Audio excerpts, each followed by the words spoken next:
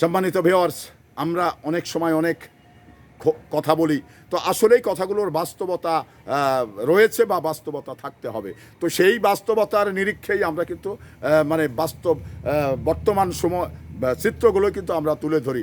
দেখুন, এই বাংলাদেশে মানে যে 180 দিনের বিএনপি 180 দিনের সফলতা, এটা কিন্তু আজকে বিরোধী দল যেটা এনসিপি, তারা কিন্তু সংবাদ সম্মেলনের মধ্য দিয়ে যে বিএনপির 180 দিন যে ব্যর্থ হয়েছে সেটা কিন্তু তুলে ধরতে চাচ্ছে। তো এখানে আমি এনসিপির 6 জন এমপি রয়েছেন, তারা বিএনপির ব্যর্থতা তুলে ধরে বিএনপির ব্যক্তি ইমেজ নষ্ট করতে চাই।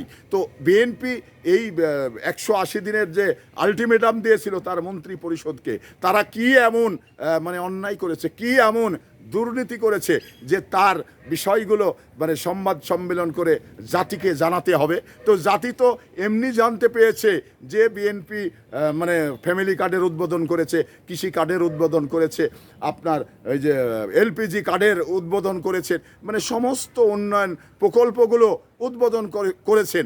যথারীতি তারেক রহমান সাহেব কথা রেখেছেন। তো এই কথা মানে তারা আবার কি জনগণকে জানাবেন সংবাদ সম্মেলনের মধ্য দিয়ে? তো আসলেই তাদের যে মানে ওই যে একটি কথা বলে না যে গোড়া কিমড়িতে যখন কামড়ায় তখন কিন্তু মানুষ মানে লুক করে থাকতে পারে না। তো সেটা হয়েছে এমসিপির গোড়া কিমড়িতে কামড়াচ্ছে, যা মানে রাজনীতি ছেড়ে অপরাজনীতি করতে যাচ্ছে।